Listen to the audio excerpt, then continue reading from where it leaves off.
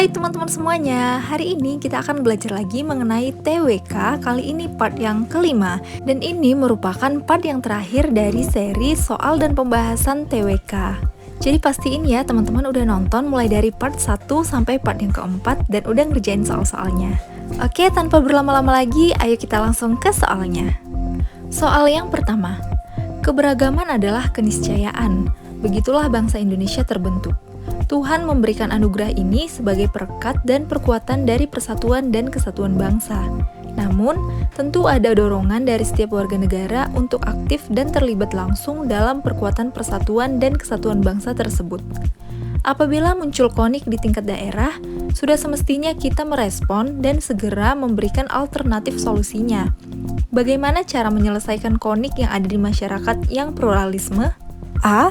Melihat siapa yang bersalah, lalu dihadirkan di mediasi dan kemudian dicarikan jalan tengahnya. B. Melihat kedua belah pihak yang bersengketa dan melihat siapa yang salah, lalu kemudian memberikan ganjaran atas perbuatannya. C. Memberikan perlakuan yang berimbang terhadap semua yang terlibat dan melihat fakta-fakta yang ada di lapangan, lalu diadili seadil-adilnya. D. Mencari akar permasalahan tanpa melihat siapa yang salah dan memberikan solusi atas konflik yang terjadi. Atau E. Melibatkan kepolisian karena konflik termasuk ke dalam ranah pidana, yang mana lebih tepat diselesaikan secara kelembagaan lewat kepolisian.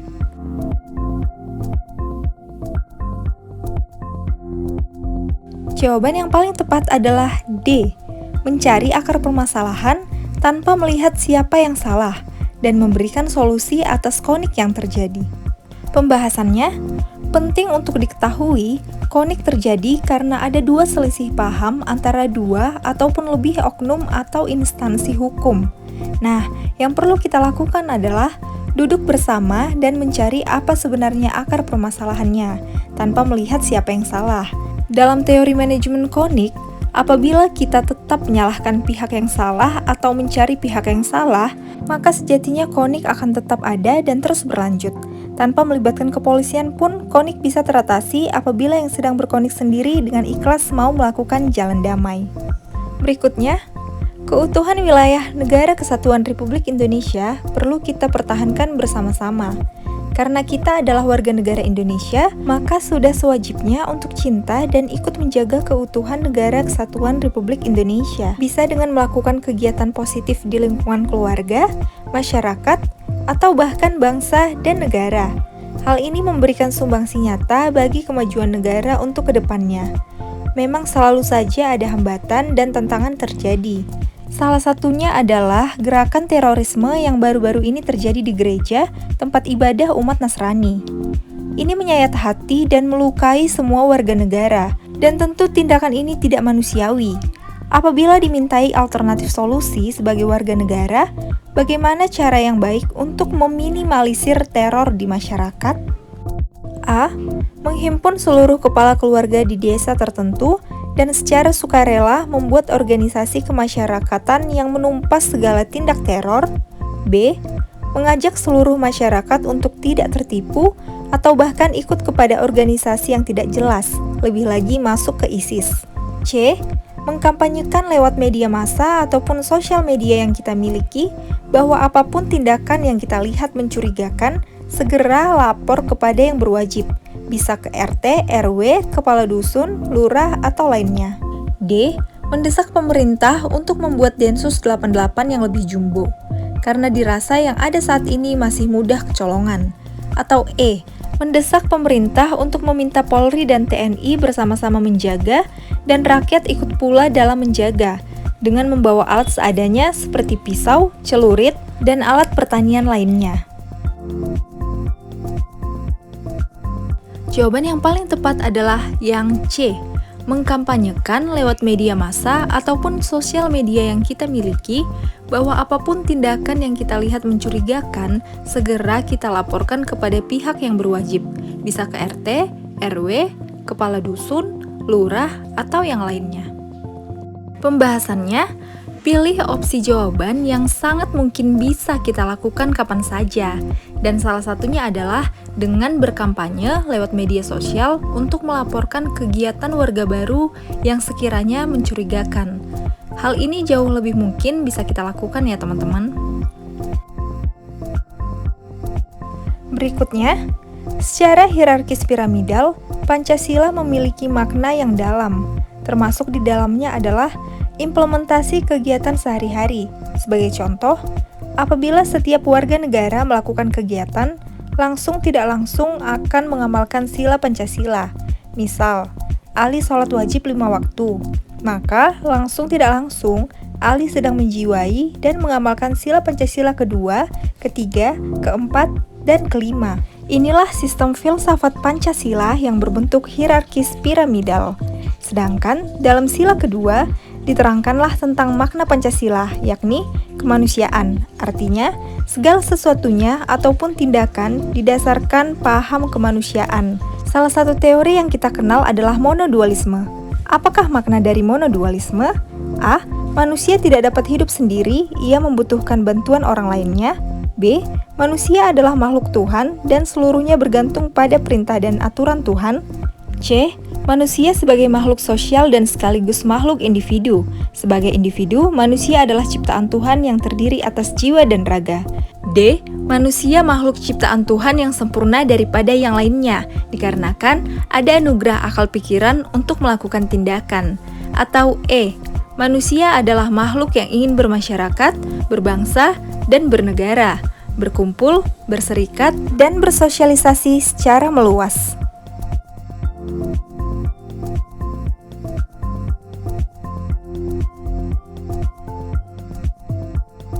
Jawaban yang paling tepat adalah opsi C.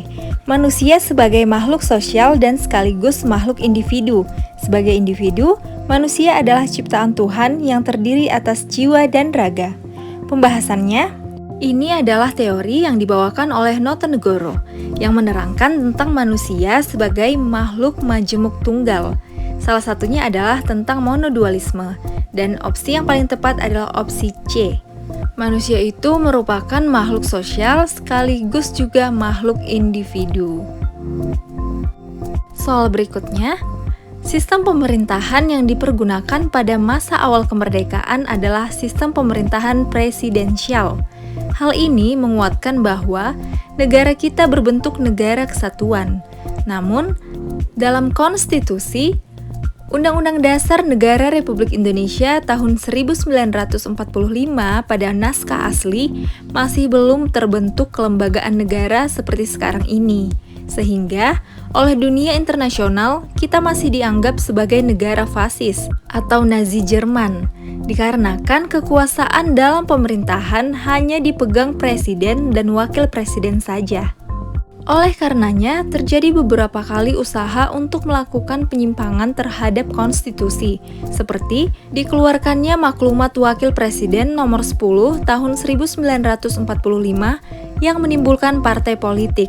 Dari sinilah negara kita mulai dipandang negara dengan asas politik demokrasi, dikarenakan adanya partai politik hasil dari Maklumat Wakil Presiden. Selanjutnya, dikeluarkan beberapa kali maklumat. Nah, pertanyaannya, apa yang menjadi latar belakang dibentuknya Maklumat Wakil Presiden tersebut? A. Untuk mengurangi kekuasaan luar biasa presiden karena superpower, sehingga bisa memerintah, membuat undang-undang, dan lembaga peradilan.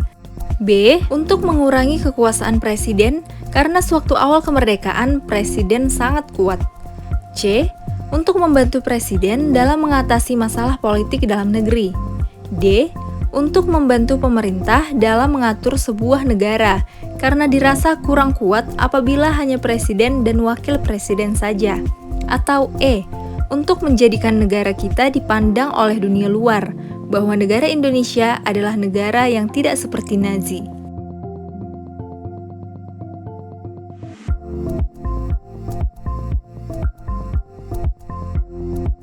Jawaban yang paling tepat adalah opsi A.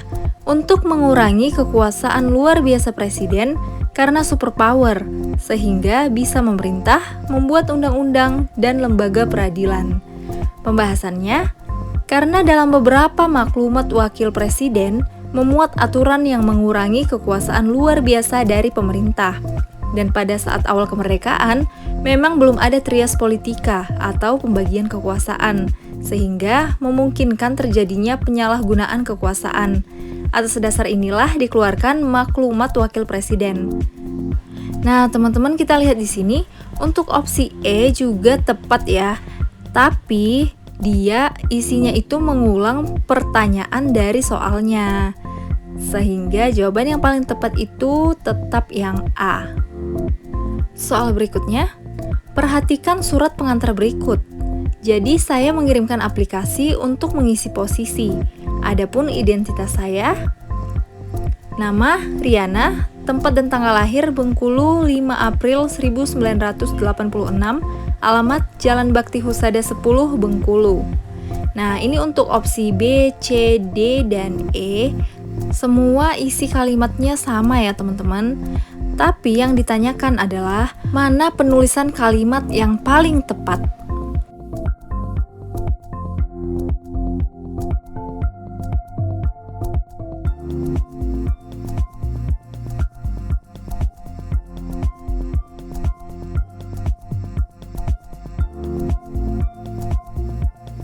Jawaban yang paling tepat adalah opsi A.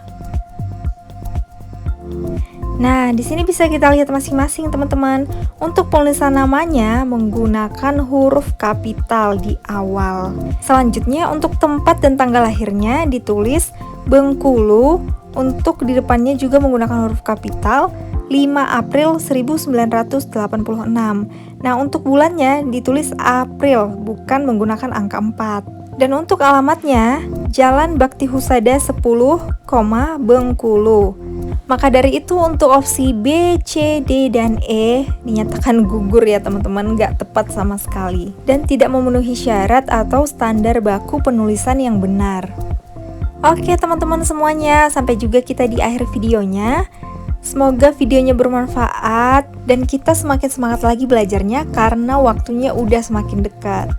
Oh iya teman-teman, jangan lupa komen di bawah ya, berapa skor yang kalian dapat dari sesi video soal dan pembahasan TWK part 5 kali ini. Sekaligus ini juga merupakan part terakhir dari seri TWK. Terima kasih teman-teman semuanya yang udah nonton. Seperti biasa, jangan lupa like, comment, share, subscribe, dan nyalakan lonceng notifikasinya. See you on my next video. Bye-bye!